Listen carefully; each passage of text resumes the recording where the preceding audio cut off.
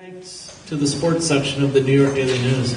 Soon after he took to reading books the grown-ups said were too old for him. Ever since, he has divided the world into two kinds of people, those who were writers and those who weren't.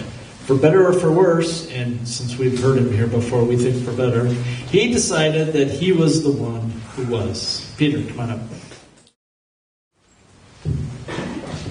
Well, we're here tonight in praise of books, so I have a story that's about a book that's about books. But don't worry, it's not really all that hard to follow. Mercury, Gemini, Apollo. To some, Roman gods and an astrological sign. To a boy growing up in the 1960s, they defined an era of rockets and spaceships. Rockets have been real since the Chinese experimented with them in the 11th century. Spaceships, long imagined by the likes of Verne and Wells, as well as by scribblers whose work appeared monthly in pulpy booklets, now they too are real. Men were leaving the planet for parts unknown, and it was impossible to not be enthralled by the epic spectacle. I had just about learned to read when Alan Shepard blasted off on the first Mercury mission. By the time Ed White took a spacewalk outside a Gemini capsule, I was reading books the grown-ups said were too old for me. And even before Apollo 11 touched down at Tranquility Base, I had discovered science fiction. It was inevitable. I loved rockets and spaceships, and I loved books. I had been reading mostly simple space operas aimed at a juvenile audience, albeit one a few years more advanced than my actual age. They were all right as far as they went, but I was eager to try the real thing. On the advice of an older friend, I had set my sights on an author named Ray Bradbury. How could you go wrong, I thought, with titles like R is for Rocket and S is for Space?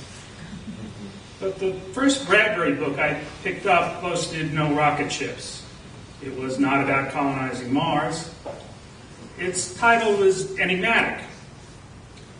Active as my pre-adolescent imagination was, it would have never embraced the possibility that 27 years later I would tell Ray Bradbury about this peculiar, portentous choice. It was probably the first adult book I ever read, I said, handing him my copy of Fahrenheit 451 for him to sign. And it stayed with me all these years. It's probably why I became a writer. Bradbury was at a now defunct Chicago bookstore to promote and sign his latest book, but he would sign others too. I was near the head of the line of more than 300 people who had waited for more than 2 hours just to shake his hand and collect his autograph. When I reached the signing table, he took a Sharpie to the most recent book. I made a little joke. When I was a kid, I wanted to grow up to be you, which was a problem since you already are you. He seemed to think it was funny and chuckled a bit. But it was true. As I savored Dandelion Wine, The Illustrated Man, and others, I was awed by Bradbury's use of language and wished that I could do that, or at least something like it. His polite chuckle at my lame joke was well within his reputation for kindness, but what came next, his reaction to my comment about Fahrenheit 451, puzzled me. Reticence was not in his nature. Well, that's fine. That's just fine, he stammered, and looked at me as if he had, unbelievably, never heard such words before. He looked up at me from the signing table for a long time. He looked as if he did not know what to say. And then he launched into a story. In fact, the story had nothing to do with Fahrenheit 451. It was about the first time he was recognized in public. It happened on the steps of the Art Institute of Chicago, and it had scared him half to death. Nevertheless, I listened with rapt attention because, well, Ray Bradbury was telling me a story. It was a story just for me, and it was mine alone. At least that moment. This did not go unnoticed by the 250 or so people in line behind me. I felt their impatience expanding geometrically and threatening to envelop the entire event. I didn't care. Ray Bradbury was telling me a story. As I stepped onto North Michigan Avenue with my armload of books, I realized that I had received much more than an autograph.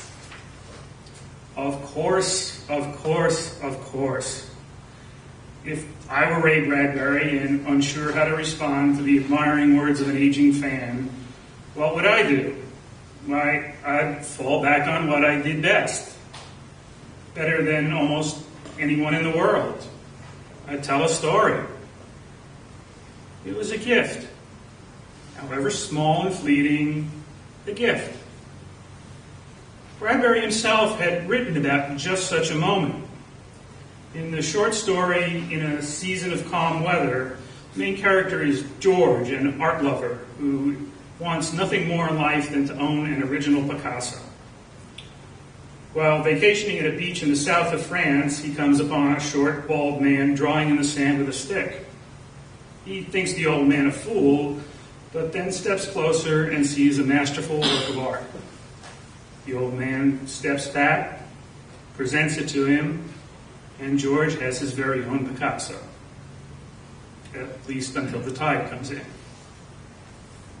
As I walked south toward the Loop, my very own Ray Bradbury story was already washing away into the sea of memory. But I understood the gesture, and it was perfect. Looking back, I can see that my precocious encounter with Fahrenheit 451 was as inevitable as my discovery of science fiction. As it turned out, I loved the books even more than I loved the idea of space travel. Fahrenheit 451 may just be our most famous book about books. And to give you an example, I'd like to read a passage. And in this scene, Montague the fireman is having second thoughts about all those books he's been burning. And he's talking to an old professor, Faber, who's telling him that he's on the right track, but still has a few things he needs to know. So, number one, Faber says, do you know why books such as these are so important? Because they have quality. And what does that word quality mean? To me, it means texture. This book has pores. It has features.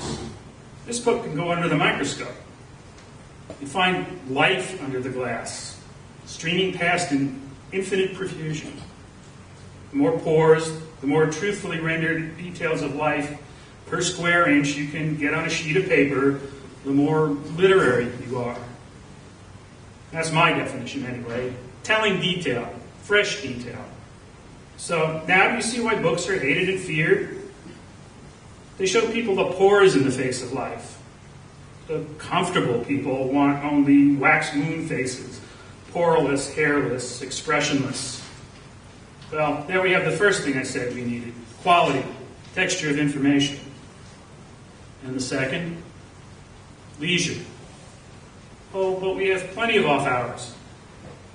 Off hours, yes, but time to think.